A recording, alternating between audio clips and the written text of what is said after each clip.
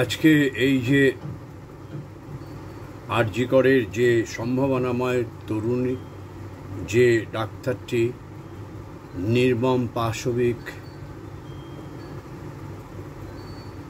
অত্যাচারের ফলে যে মৃত্যু হলো, আজকে আমরা সকলেই, এমনকি বিশ্ববাসী যেখানে সে সংবাদ পৌঁছে গেছে, তারা বেদনাহত, মর্মাহত, যার বলার ভাষা নেই।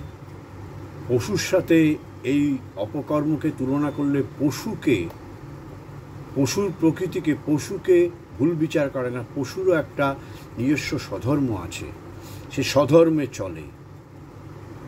মানুষের জন্য কোনো স্বধর্ম নেই। সেই পৃথিবীতে একমাত্র জীব যার কোনো স্বধর্ম নেই।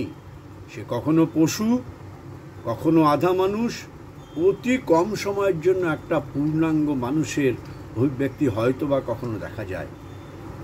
একটা মানুষের প্রকৃত সংজ্ঞা হচ্ছে তার চিন্তা, চেতনা, অভ্যাস, কর্ম, তার সংস্কৃতি, তার জীবন দর্শন, এই সমগ্রতাকে ঘিরে এই যে সমস্ত বিশ্ব প্রকৃতি, এই যে সমাজ, যার সাপোর্ট সিস্টেমে সে প্রতি মুহূর্তে বেঁচে বর্তে রয়েছে, সে দিন যাপন করছে। দিন যাপনের জন্য এই গোটা সিস্টেম তাকে যে সাপোর্ট দিচ্ছে নানাভাবে, তার প্রতি নিরবচ্ছিন্ন দায়বদ্ধতা, সক্রিয়ভাবে তার অর্থনৈতিক রোজগার এবং পেশাগত জীবনটাও এই সামগ্রিকতার নিরিখে হবে। কিন্তু সে কার্যত আত্মসংরক্ষণশীল জীব, উপযোগিতামূলক, ব্যবহারিক উপযোগিতামূলক জীবন ধারণের সে এক অন্যতম দৃষ্টান্ত। ব্যতিক্রম ছাড়া এই সার্বজনীন বোধ উধাও। তার কারণ এক ভ্রান্ত শিক্ষা ব্যবস্থা এবং তার পিছনে এক ভ্রান্ত জীবন দর্শন। শ্রী অরবিন্দ, অগ্নিযুগের ঋষি, দেশকে যিনি সক্রিয়ভাবে, সুচিন্তিতভাবে পূর্ণ স্বরাজের দাবি নিয়ে নেতৃত্ব দিয়েছিলেন, যার উত্তরসূরি আমরা যাদের কথা শুনি তারা সবাই অহিংস পথে। ইতিহাস সেই অগ্নিযুগের ঋষি দীর্ঘদিন বন্দে মাতরমে লিখেছিলেন ভারতবর্ষের স্বাধীনতা, তার ভিত্তি, তার উদ্দেশ্য, তার লক্ষ্য, তার ভবিষ্যৎ, এবং তা কখনোই ইউরোপীয় অনুকরণে হবে না, ব্রিটিশ অনুকরণে হবে না। তিনি শিক্ষা ব্যবস্থা নিয়ে সুদীর্ঘ তিনি লিখেছেন এবং তাকেই বঙ্গীয় ন্যাশনাল কলেজের প্রথম প্রিন্সিপাল করা হয়েছিল প্রাক স্বাধীনতাকালে। রবীন্দ্রনাথ প্রমুখ সব মহামনীষীরা সেই যে প্রথম বঙ্গীয় মহাবিদ্যালয় বেঙ্গল ন্যাশনাল কলেজ, তার প্রথম প্রিন্সিপাল। তারপর তিনি দেশকে নেতৃত্ব দেওয়ার জন্য তিনি রেজিগনেশন দিলেন, কিন্তু তিনি শিক্ষা নিয়ে বিপুল ভাবনা, এবং যাকে আজকে গ্লোবাল এডুকেশন বলছি, তিনি সেই তখন a system of national education, national value of art, brain of India ইত্যাদি ইত্যাদি শিরোনামায় দীর্ঘ সিস্টেমেটিক্যালি তিনি একটা আদর্শ পূর্ণাঙ্গ শিক্ষা ব্যবস্থার রূপরেখা তৈরি করে দিয়েছিলেন, বিস্তৃত। আজকে গ্লোবাল এডুকেশন নিয়ে যে গবেষণা হচ্ছে, সেখানে দেখতে পাচ্ছি তার চিন্তাভাবনাকে সে গবেষণার মধ্যে অন্তর্ভুক্ত করা হচ্ছে। কিন্তু দুর্ভাগ্য, ভারতের নেতৃবৃন্দ সেদিন স্বাধীনতা পাওয়ার পর সেই অগ্নিযুগের ঋষি, যার হাত ধরে সমস্ত উত্তরসূরিরা এসেছিলেন, কে নয়, এমনকি ভারতের প্রধানমন্ত্রী প্রথম তিনিও বলেছিলেন, অক্সফোর্ড থেকে ভারতবর্ষ সম্বন্ধে, ভারতের রাজনৈতিক চিন্তাধারা সম্পর্কে, অবস্থা সম্পর্কে তিনি যেটুকু অবহিত হতেন তা শ্রী অরবিন্দের বন্দে মাতরম লেখা পড়ে। এটা দি prophet of nationalism Karan Singh Shri অরবিন্দের উপর যে বই লিখেছিলেন, তার ইন্ট্রোডাকশনে জওহরলাল নেহরুর এই উক্তি সেখানে কালি কলমে ছাপা আছে। কিন্তু জওহরলাল নিজেই বলেছিলেন, আমার দেহটা ভারতীয়, কিন্তু আমার মস্তিষ্ক সম্পূর্ণটাই একটা বিজাতীয়, অর্থাৎ ইউরোপ দ্বারা প্রভাবিত, তথাকথিত সমাজতন্ত্রের ধারণা দ্বারা প্রভাবিত। শ্রী অরবিন্দ এর সীমাবদ্ধতা কবেই বলেছিলেন তার ঋষি দৃষ্টিতে, কালোজয়ী দৃষ্টিতে। পাতার পর পাতা আর্য পত্রিকায় লিখেছেন এর পরিণতি কী হতে পারে।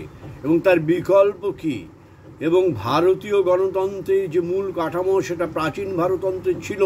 শ্রী অরবিন্দ ইন্ডিয়ান পলিটি দীর্ঘ দীর্ঘ প্রবন্ধে লিখেছিলেন।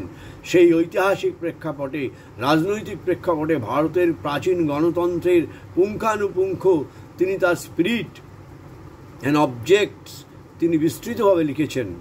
আমরা তাকে সামনে রেখে আমাদের ভারতীয় গণতন্ত্রের মডেলটা তৈরি করতে পারলাম না। আমরা একটা অনুকরণীয় ওয়েস্টমিনিস্টার স্টাইলের গণতন্ত্র করলাম, এবং এই যে বহুদলীয় শাসন ব্যবস্থা, বহুদলীয় রাজনীতিক যে প্রতিযোগিতা, অসম প্রতিযোগিতা, তীব্র প্রতিযোগিতা, এবং এই যে ভোট প্রক্রিয়া, এবং এই যে কেন্দ্রিকতা এবং কেন্দ্রের সাথে যে রাজ্যের যে সংঘর্ষ, এই সমস্ত কিছুই অনিবার্য ছিল।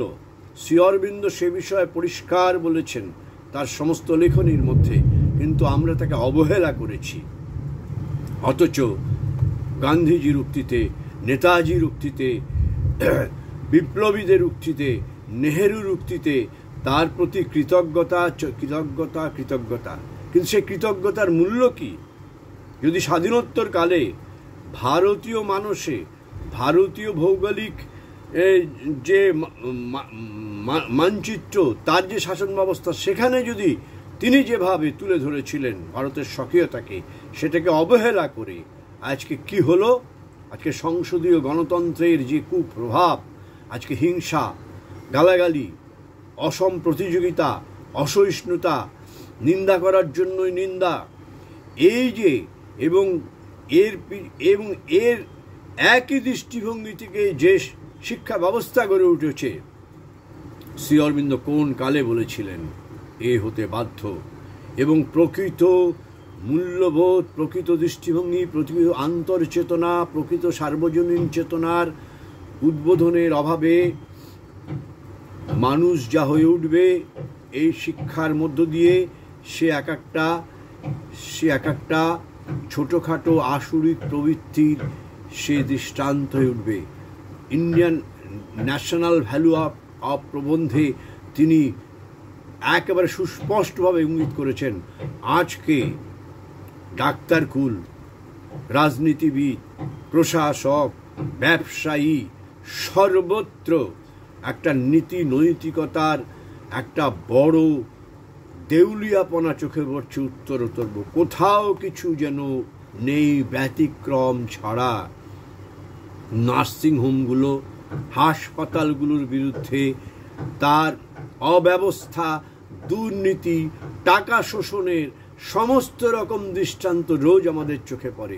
তার কারণ মানুষ একটা চিন্তাশীল পশু, অর্থনৈতিক পশু, ইকোনমিক অ্যানিম্যাল। শ্রী অরবিন্দের দৃষ্টিকোণ থেকে বলতে পারি সে তাই বস্তুতপক্ষে তৈরি হয়েছে, প্রতিদিন তৈরি হয়ে উঠছে।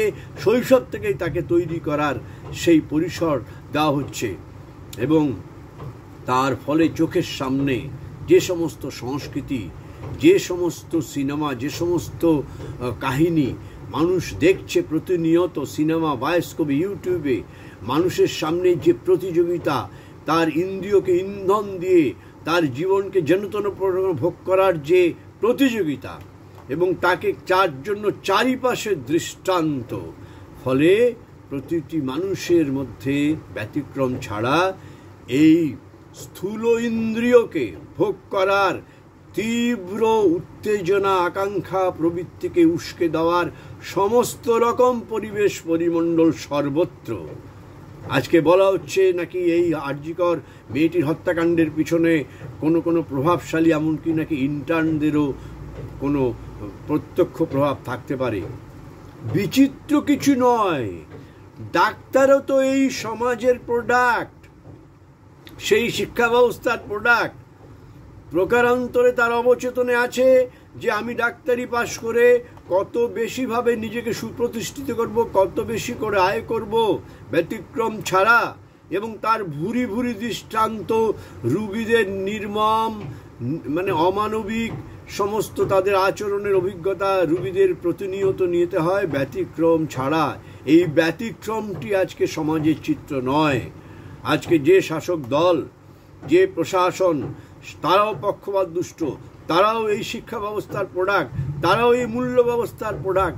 স্পিরিচুয়ালিটিকে অবহেলা করা হয়েছে, বলা হয়েছে ওগুলো ধর্মের নামে। বুঝলি কি, ধর্ম আসলে যা ধারণ করে, ধর্ম হচ্ছে যা মানুষের আন্তর প্রকৃতি, তার যে মহত্ব, তার যে সৌন্দর্য চেতনা, সেগুলোকে বিকশিত করার জন্য যে অনুশীলন, যে সর্বাত্মক চেতনা, সর্বগ্রাহী চেতনা, বিশ্বগত বিশ্বজনীন যে চেতনা, যেটা আত্মার চেতনা, যে চেতনার কথা রবীন্দ্রনাথ বলেছেন, শরৎচন্দ্র বলেছেন, বঙ্কিমচন্দ্র বলেছেন, শ্রীরামকৃষ্ণ বলেছেন, শ্রী চৈতন্য বলেছেন, বিবেকানন্দ বারবার বলেছেন, শ্রী অরবিন্দ তার সাক্ষাৎ সব শেষতম ঋষি অব দিস সেঞ্চুরি, তিনি বিস্তৃতভাবে তার লেখায় পরতে পরতে বলেছেন সব বিষয়ে। বিবেকানন্দ বলেছিলেন, ভারতবর্ষ যদি তার স্পিরিচুয়ালিটিকে ত্যাগ করে, তার সাথে কম্প্রোমাইজ করে, India will be the extinct nation. জাতি হিসেবে সে নিশ্চিহ্ন হয়ে যেতে পারে। ব্যবহারিক অর্থে সে হয়তো নিশ্চিহ্ন নয়, কিন্তু মনস্তাত্ত্বিকভাবে, সাইকোলজিক্যালি, মরালি তার কি দুরাবস্থা, বিবেকানন্দের কথা স্মরণ করলে আমরা বুঝতে পারি। সুতরাং আজকে সিসিটিভি বসবে, আজকে তদন্ত হবে, সব কিছু হবে, কিন্তু রোগের মূল বীজ তো মানুষের জীবনের মধ্যে। যে জীবনকে, যে স্বার্থপর জীবনকে, যে কামনা বাসনা ভোগ কেন্দ্রিক আত্মসংক্রোশিক জীবনকে প্রতিদিন প্রতি মুহূর্তে উস্কে দেওয়া হচ্ছে শিক্ষা ব্যবস্থায়, সামাজিক ব্যবস্থায়, সংস্কৃতির মধ্যে, রাজনৈতিক পরিমণ্ডলের মধ্যে। রাজনীতির সবচেয়ে বেশি মানুষের মধ্যে একটা অবিশ্বাস, হিংসা এবং সমস্ত খারাপ দৃষ্টান্ত আজকে রাজনীতি তুলে ধরছে। প্রতিদিন আমরা সংবাদপত্রে দেখছি। এর থেকে ব্যতিক্রম কোনো দলই নয়। হয়তো একটু ভালো একটু মন্দ শাসক দল তার স্বার্থসিদ্ধির জন্য ক্ষমতায় একবার গেলে আবার ক্ষমতায় থাকার জন্য তার মরালিটি, তার ইন্টিগ্রিটি, তার অনেস্টি, তার ট্রান্সপারেন্সির সাথে সে কম্প্রোমাইজ করে ভবিষ্যতের ক্ষমতা দখলের লোভে, আসক্তিতে। এবং এটা কোত্থেকে জার্মিনেট হয়? মানুষের শৈশব থেকে, শৈশবের মূল্যবোধ থেকে। সে যে একটা বিশ্বজনীন চেতনার প্রতিভূ, তার এই দেহটা একদিন থাকবে না, সে একদিন তাকে চলে যেতে হবে, আসবে আবার নতুন সেই আত্মার নতুন দেহ নিয়ে। সুতরাং কিছুই জীবনে স্থায়ীভাবে ভোগ করা যায় না, সবই হচ্ছে মানে তাৎক্ষণিক, এবং থেকে যায় যেটা হচ্ছে কৃতি, কৃষ্টি এবং সুকর্ম, সুদৃষ্টান্ত। আজকে কি দৃষ্টান্ত চারিদিকে। সুতরাং এই ঘটনা বারবার ঘটবে। এই নিয়ে যতই যুক্তিতর্ক গলা হোক, যতই সাংবাদিকরা আঙ্গুল তুলুক, গোটা সমাজ ব্যবস্থা, গোটা মানব জীবনের মধ্যে ভুল বীজ ঢুকিয়ে দেওয়া হয়েছে, জীবন দর্শনের বীজ। এই জীবন দর্শন হতে হবে আধ্যাত্মিক সম্পূর্ণভাবে, যা সামগ্রিক চেতনার প্রতিফলন ঘটাবে মানুষের জীবনে, সমাজ জীবনে, রাষ্ট্র জীবনে। এবং সেই আধ্যাত্মিকতা জীবনের সমগ্রভাবেই সে জীবন ধর্মী। All life is yoga. Yoga মানে এই সমস্ত জীবনের সাথে যে নিরবিচ্ছিন্ন যোগ। সৃষ্টি যে চলেছে এক মহান উদ্দেশ্যে, ক্রমশ উত্তরণের দিকে, বিবর্তনের দিকে। তার ভিতরে যে স্পিরিট, আত্মা, সে আত্মার স্বধর্মটিকে প্রতি মুহূর্তে অনুভব করা, প্রকাশ করা, তাকে নিয়ে জীবনের সমস্ত পেশাগত জীবনে সেই আলোকে জীবনযাপন করা। সে রাজনীতি হতে পারে, সংসার হতে পারে, ব্যবসা হতে পারে, বাণিজ্য হতে পারে, প্রসারণ চালানো, শিক্ষকতা, সমস্ত কিছুতে সেই পূর্ণ চেতনার আলোক। কোথায় সে পূর্ণ চেতনা, পূর্ণাঙ্গ চেতনা? শ্রী অরবিন্দ সাবধান করেছিলেন। শ্রী অরবিন্দ যা যা বলেছেন তার এই বিশাল লেখনীর ভাণ্ডারের মধ্যে, তার আকর গ্রন্থগুলোর মধ্যে এত বিস্তৃতভাবে পুঙ্খানুপুঙ্খরূপে, এত যুক্তির পরাকাষ্ঠা দিয়ে পৃথিবীতে আর কোনো পূর্ণাঙ্গ দর্শন এসেছে কিনা আমরা জানি না। Synthesis between the matter and the spirit, যে কাজটি শ্রী অরবিন্দ করতে এসেছিলেন। Shri Aurobindo belongs to the future. রমানারা নোবেল লরিয়েট ফরাসি রবিলেন বলেছিলেন তাই। Shri Aurobindo is the complete synthesis of the genius of the east and the genius of the west. Netaji Mandalay থেকে তার দাদাকে চিঠি লিখেছিলেন। শেষ প্যারাগ্রাফে সেই চিঠিতে আছে, প্রত্যেক মানব জাতির একটা আদর্শ মানব গুরু থাকা দরকার। আমি মনে করি দাদা, এই শতাব্দীর শ্রেষ্ঠ একমাত্র সেই মানব গুরু হচ্ছেন শ্রী অরবিন্দ। আমি তার লেখা পড়ে ভারতবর্ষের ভবিষ্যৎ রূপরেখা আমার সামনে নিশ্চিন্ত হয়ে গেল। তার আগে পর্যন্ত আমি ধন্দে ছিলাম কোন পথে ভারতবর্ষ এগোবে, কিন্তু শ্রী অরবিন্দের ওই সমস্ত সাহিত্য লেখা পড়ে, আর্য পত্রিকার লেখা পড়ে আমার সমস্ত মুশকিল আসান হয়ে গেল। সেই নেতাজি যে শ্রী অরবিন্দ সম্পর্কে, সেই শ্রী অরবিন্দের কাছে ফিরতে হবে যদি সেই যথার্থ দৃষ্টিভঙ্গি, যথার্থ আলোক আমরা পেতে চাই।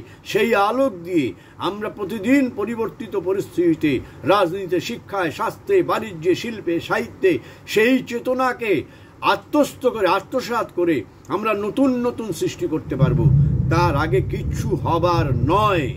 আমাদের অনেক মূল্য চোকাতে হবে। যত বড় নেতা, যত বড় সাংবাদিকরা এই সমস্ত কথা বলুক, এই হওয়া উচিত, ফাঁসি হওয়া, রোগ তো ভিতরে।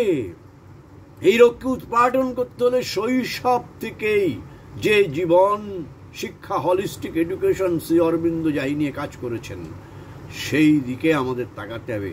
নান্য পন্থা বিদ্যত হয় না, কোনো পথ নেই। সাধু সাবধান। নমস্কার, সবাই ভালো থাকবেন।